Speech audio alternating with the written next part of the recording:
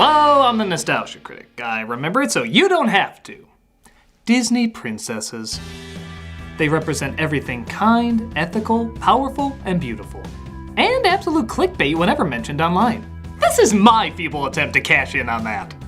Why do we love to talk about them so much? They represent what we want to be, but have been criticized often for either being too flawed or too perfect. Maybe that's one of the reasons we like to write conspiracies about them. Fan theories and gossip that often can't be proven to be true or false. It's humanizing to think there's secrets behind those flawless smiles that might actually make them more complex or even more simple. Blogs, forums, and fan sites have gone nuts coming up with their own reasons on why certain things are the way they are. And truth be told, I've come up with a few as well. This is a combination of them to give a new point of view on the fairy tales you thought you knew so well. And we're gonna look at the top 11 of them here today. Why top 11? Because I like to go one step beyond. So, sit back and enjoy the top 11 Disney princess conspiracies.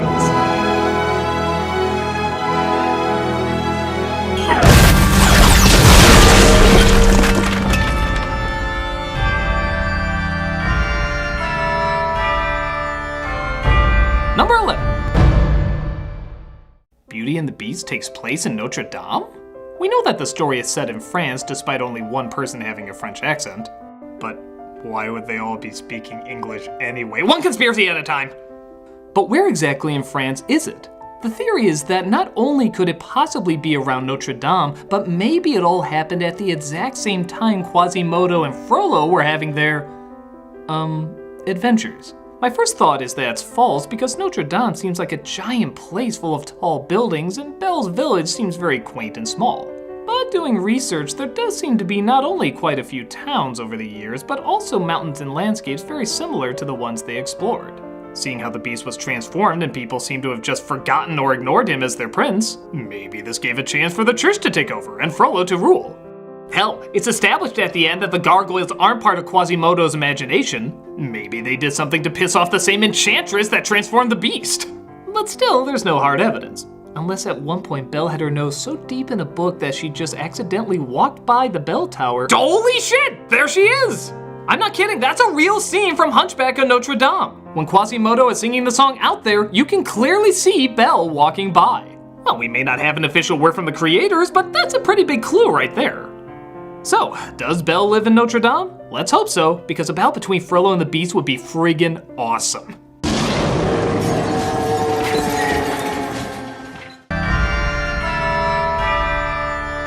Number 10. Lilo and Stitch's namesake. Okay, I know Lilo isn't technically a princess, but I think she dressed up like one on her TV show. Does that count? I'm saying that counts. Not much thought has really been given to the meaning of the names that these characters have. Stitch is a weird enough name for an alien, Nani is a basic term for beautiful, and, well, there's a guy named Bubbles. We're not exactly gonna interpret much from how they're called. But looking a little deeper, you'll discover that Lilo is actually a Hawaiian term having two definitions. Generous one, or lost. Generous one is an obvious meaning, it's a Disney movie and she can obviously be very nice. But lost obviously has a connection to the loss of her parents and how her family, or what's left of it, is growing further apart. Even Stitch goes into the middle of the night repeating the word over and over. Okay, I guess that kinda connects, but so what? Well, when Stitch enters their lives, things get more hectic, but he also manages to help their connection. And what does Stitch mean but to patch things up, bring two separated pieces closer? So, the actual title to Lilo and Stitch could just as easily be called Lost and Pulled Together. This suddenly gives a deeper relevance to what was seemingly a simple title. So we see, maybe there's more in a name than we thought with this movie. I guess that's interesting, but we still don't know why the Warner Brothers have a sister who's just randomly named Dot. Oh my god, my life makes sense! Number 9. Mulan is actually more than a princess. There's an ongoing argument among Disney fans about whether or not Mulan should be featured in the Disney princess lineup.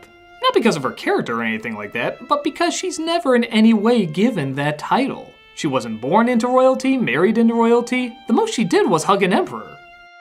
Maybe his royalness rubbed off, making her a princess? Nevertheless, anytime there's a selling of toys or you need all the princesses lined up, she's always in there. So why would they showcase something that clearly didn't happen? while Mulan, by many respects, does what none of them have ever done, saving an entire nation, countless numbers of people, and doing it all in a non-conventional way, despite that could have caused her great dishonor. Because of this, the Emperor of China bows to her, and it's indicated that this never happens. He even offers her a position by his side, but she turns it down. So, from her accomplishments, and a bow from someone as high up as the Emperor, in many respects, Mulan is even greater than a princess. She's the protector of an entire nation, and what is royalty but the protector of one's land and people? So, in the same way Elsa's often in the lineup, even though she's technically a queen, or Pocahontas is in the lineup, even though she's technically a chief's daughter, Mulan isn't promoting herself letting people call her princess, she's demoting herself, because such acts offered her even higher authority. But the values that Disney likes to market as princessy are still there, so it kinda makes sense to have her in the lineup. So, is she a princess? Well, to quote Obi-Wan, from a certain point of view. In fact, she shouldn't just be princess, she should be dead center with a sword in her hand leading the damn army. But 2 away from the left ain't bad. That little baby is all grown up and saving China. Number 8. Jasmine inspires a secret identity.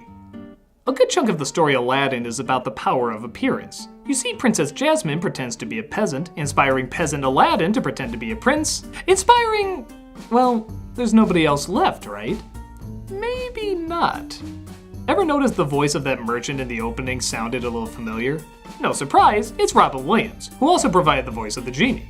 But wait, why would they have him in a dual role? I mean, it's funny and all, but it's not like this film is short on Robin Williams' talents. Well, a theory has been circulating that this is actually the genie in disguise, inspired by the charade started by Jasmine to get people's attention by pretending to be someone else.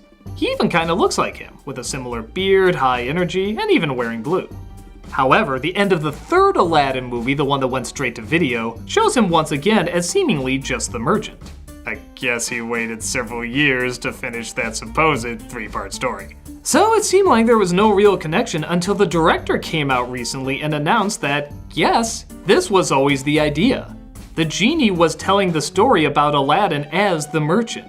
It just had to be cut out of the ending because of time and budget restraints. You notice in the first film, the merchant never does come back. So we could draw the conclusion that the merchant at the end of Aladdin and Aladdin 3 is also the genie, enjoying his freedom in disguise as you never do see the 2 of them on screen at the same time.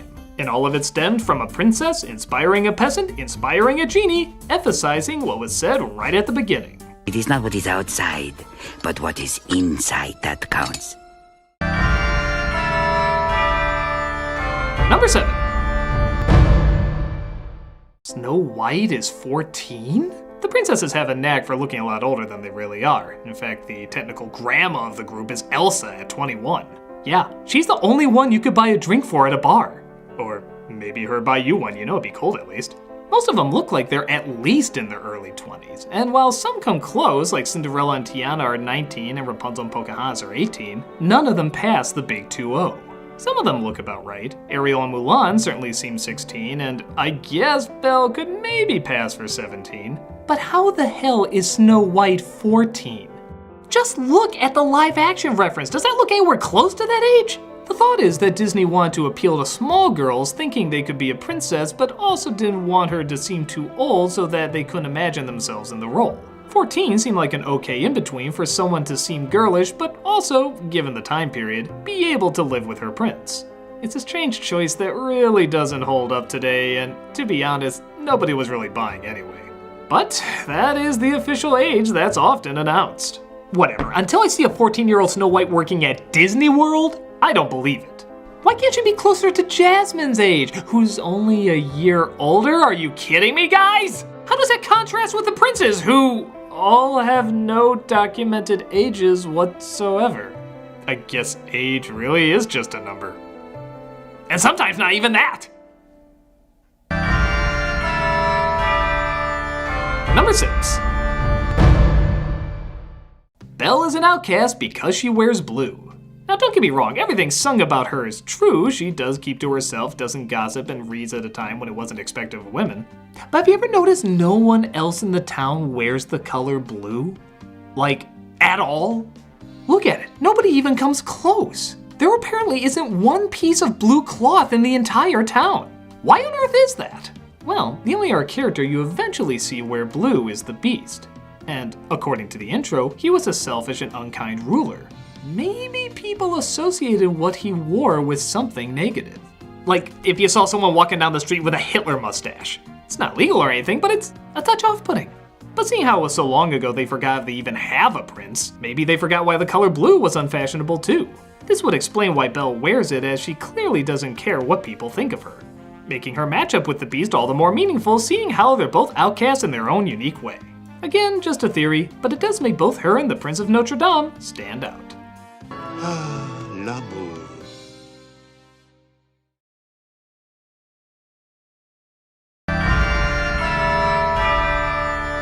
Number 5. Glove story. So something not very surprising is that some of the princesses wear gloves. No big shock, they're about as common an accessory as tiaras or jewelry. But there's been an interesting theory floating around. Out of all the princesses, only 3 seem to wear them. Tiana, Cinderella, and Belle. Well, okay, but so what? All of them have one thing in common. Can you guess what it is? None of them were born into being princesses. They had to hook up with a prince and marry into it. And strangely enough, none of the other Disney princesses wear gloves. The ones that married into it are the only ones. Could it be there's some sort of connection or message we're not seeing? Is it that they came from more hardworking backgrounds so they hide their hands because they think they might look too roughed up? Maybe Disney is doing a subtle commentary on touching between common folk and higher ups.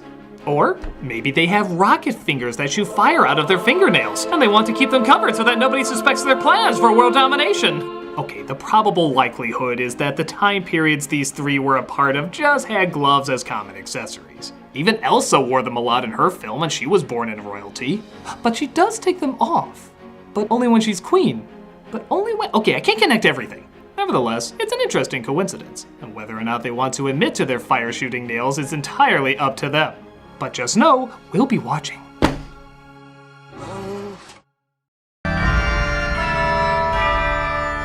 Number 4. The Leaning Tower of Penis. This one goes back a long ways. And yes, I did mean it that way. On both the poster and VHS cover of The Little Mermaid, people swear that one of the towers looks particularly, penetrating. For years, people have been claiming that the art is not once, but twice snuck in a dong on the marketing for one of the most famous kids' films of all time. Is it possible somebody just thought they could sneak that in with nobody noticing? I guess so, but there is also a theory that the castle is based very much on a style of architecture that, well, can be rather phallic. There is a naivete that some people have when they focus too much on a project. And it's totally possible maybe the person who put this together just didn't notice. Was it intentional? Who knows? But for the rest of us, we've been laughing our asses off until they finally brought the movie to DVD and scrapped the cover altogether. Was it because this image was just too distracting and controversial? Hard to say. And yes, I meant that one too. Disney covers have changed a lot over the years, so we can't really know 100%. Whatever the reason, this lives on as one of those great snickering moments you don't want to look at, but can't possibly turn away from. Oh, would. Number 3. Elsa's reason for no boyfriend. Sure, we see Anna gets not 1, but 2 suitors in Frozen, but notice nobody ever seems to go for Elsa, and Elsa doesn't seem to go for anybody either? This might be from an increasingly popular theory that Elsa could very well be a lesbian. I'm not exactly sure why she's the one singled out. After all, Merida not only doesn't get a boyfriend in Brave, but she turns down everyone that's offered to her. Maybe Brave wasn't popular enough or interesting enough to garner such a theory, but Frozen certainly is. This idea is catching on like wildfire, to the point where there's even a hashtag pushing for the sequel to give Elsa a girlfriend. This could mean Elsa would be the first lesbian princess. Even though, again, she's technically a queen, but that's not gonna stop them from putting her in the lineup. It seems to be a healthy trend with more and more gay characters popping up in children's shows and movies. In fact, Frozen arguably already has a gay character, with many saying the store owner might have been waving to his husband in the sauna. A touch debatable, but still possible. I guess we can't know till the sequel comes out if, well, Elsa does too. We don't even know if they'll address a love interest in the next one. Chances are they can milk this baby's popularity for several sequels. They can take as long as they want with this. But with tons of fans and even her voice actress Adele Dazeem saying she's on board for it, this might be a theory that could possibly hold some frozen water.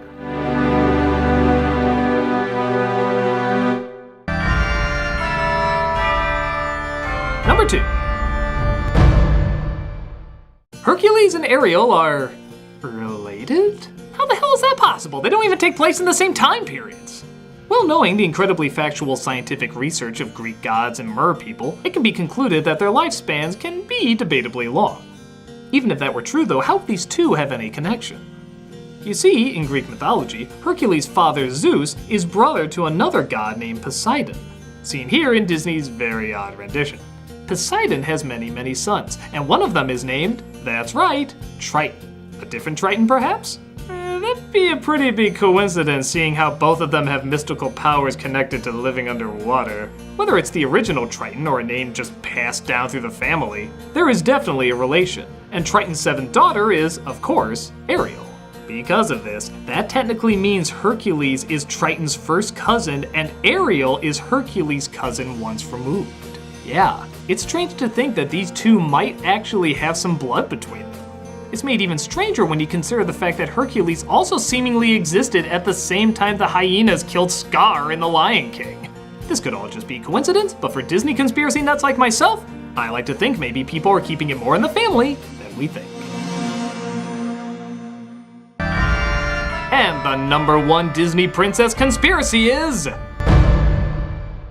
the ship from Frozen is connected to Tangled and The Little Mermaid.